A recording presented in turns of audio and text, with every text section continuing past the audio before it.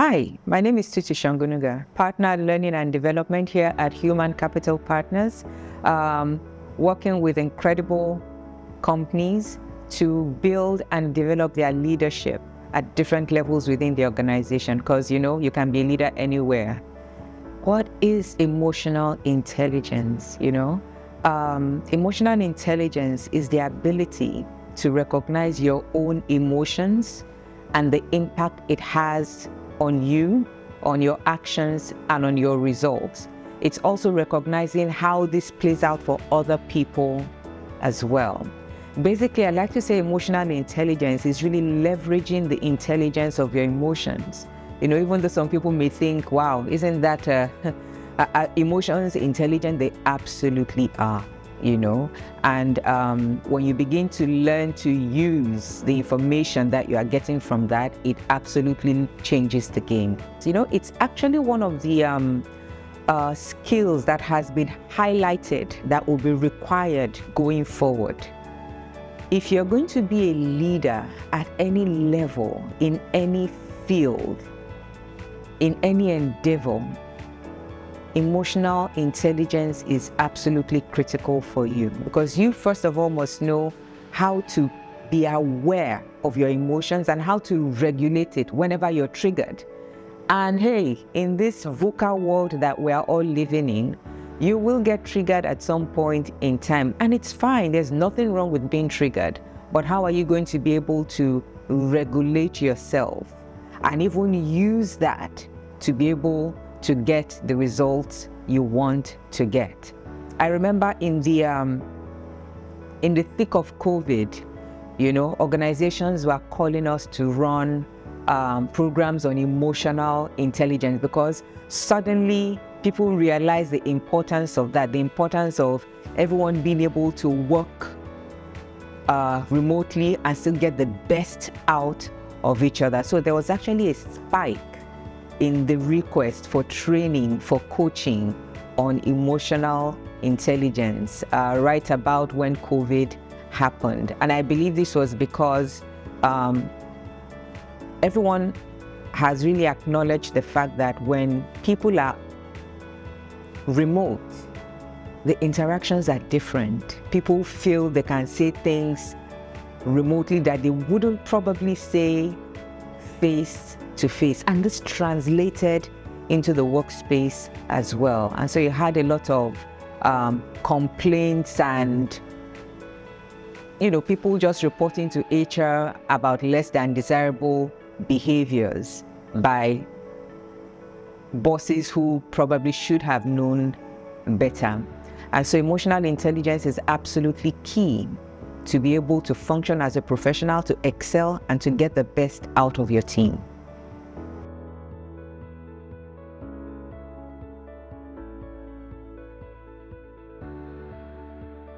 Let me answer that question by just breaking down the components of emotional intelligence. You have self-awareness. That's the foundation. Nothing happens without awareness. No change can happen without self-awareness. Yeah? So self-awareness is the first thing. And you definitely want that as a leader. You want to be aware of how you are influencing yourself, how your emotions are impacting you. And then you have self-regulation, being able to control yourself. When those triggers come, how can you, catch yourself in the act of maybe reacting so that you can respond instead. And then you have social awareness. So now it's about being able to read the room and see how are people being impacted by what is happening within the room, whether it's being spoken or not. And then relationship management, taking all of that information and actually using it to get the results that you want. So the key benefits to leaders of emotional intelligence is you are very, very aware of what is happening with you, what is happening on your team, what is happening in the space, and how you can leverage all of that information to get the result that you want. Not in any manipulative, coercive way, but in a way that actually invites people to be their authentic selves, to bring themselves fully to work and be willing to go the extra mile for the organization. Because what we found, running the emotional intelligence training over and over again, whether virtually, whether in person, is that when people are invited to be their real, true, authentic selves, it changes the game for them. Because now they don't have to hide any parts of themselves away. They can actually just come with whatever superpower they have and deploy it in service of the organization. And I'll give an example. There was an organization we worked with, and there was this gentleman who had been having issues with someone in another department. And for him, he just felt, hey, we're all here to work. I do my work, you do your work, this is your work, just do it. But his work was consistently not getting done. He wasn't getting attention from this other person in this other department. But after he attended the training on emotional intelligence and got some coaching on it, he said he decided, you know what? I can actually turn this situation around. Why have I been so recalcitrant? Why have I refused to just address this issue? And so he said he decided to go have a chat with this person instead of just insisting on, this is what you're supposed to do. And he said he went across and he had a discussion and he just put his cards on the table with this gentleman, basically, seeking first to understand before being understood. And he said that 5-10 minute chat changed everything. He says, Tutu, because, we give assignments after training and you have to come back and report on all of that. He said, Tutu, you will not believe. Now things get done. I don't even have to call or anything, but it just changed the game. Thank you so much for that training on emotional intelligence, just knowing those 4 quadrants, self-awareness, self-management, because he hadn't been aware of maybe how he was coming across to the other person. And so bringing all that information into the space enabled him to be able to have that very critical conversation and turn the results around. And we get stories like this time and again. So emotional intelligence is not a nice to have. It's not a soft skill. We call these things soft skills. They are not soft skills. They are power skills. They are human skills. They are essential skills. They are required for any organization that is looking to really get the best out of their teams. How does emotional intelligence impact decision making and problem solving? So in organizations, people think we are dealing with just data. Let's be logical. But what we found is there's always an emotional undertone. And so you always want to be aware of that within the organization. It may or may not change the outcome, but you certainly want to be aware of whatever emotions are running beneath the decisions you are going to make, because that gives you just more information to play around with. And so as leaders, as managers, as team members in any organization, you definitely want to be aware of first how this decision is going to impact you and how you are going to be communicating it to the rest of your team. You also want to think, what is the best way to address this issue? I'll give an example. Someone shared with me when they were going through some, I think it was it a merger acquisition or something? And what happened was the CEO of that organization every single day came out and was communicating, guys, we know what's going on. Don't worry, no one is going to lose their job. We are doing everything we can to keep everybody on. Don't be concerned, you are all safe. Please continue to do your work. And she said, just that daily communication from the CEO, it just doused all the tension within the organization.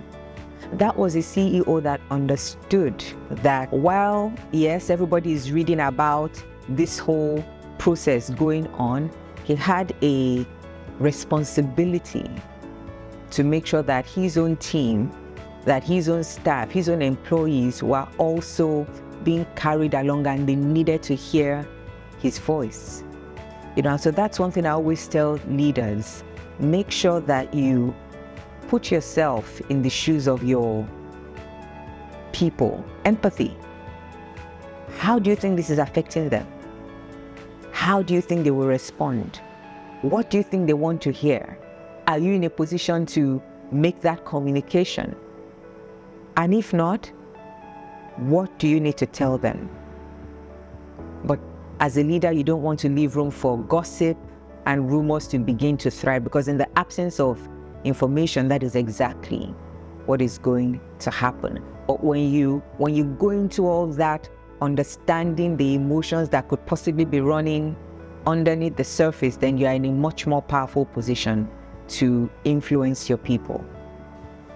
How can emotional intelligence contribute to a positive work culture and emotional well-being? Remember, we talked about the 4 pillars of emotional intelligence. The first is self-awareness. When people are aware of how their thoughts affect how they feel, affect how they act, and then when they take the next step and they're able to regulate themselves, you have a better workspace immediately. You don't have people who are just reacting to whatever trigger comes their way. You have people who take a minute and they pause. They take those 6 seconds and they pause and they think, how do I want to respond to this? And then they take the next step and begin to become aware, not just of themselves alone, but of their colleagues, of other people in their space. And they begin to manage all those different factors. And so no organization today can afford to relegate emotional intelligence to the space of soft skill. It has to be brought to the fore. What we see these days is organizations actually are building it into their recruitment and talent development. And what you can do with that really is when you're having your performance evaluations, or even before performance evaluations, when you're having your interviews to bring people in, and hopefully you're doing behavioral interviews where you're actually checking and probing to see how have these people coped under pressure. You build those questions into your interviewing process, and you can begin to see who's going to be a good fit, who is going to have the ability to fit in with the team, who has the ability to grow within the team, who has the ability to work, and excel as a team member. So that's you building emotional intelligence into your recruitment process. And when it comes to your development process, it's built into your performance evaluation. It's one thing to get the results, but how did you get the results? Yes? So you certainly want to be looking at all of that. You want to do maybe like a 360. What is the perception of people when it comes to this person? So you're getting information from their peers, from their supervisors, from their team members.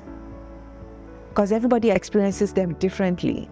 And so it's always good to get information from the different people that they work with.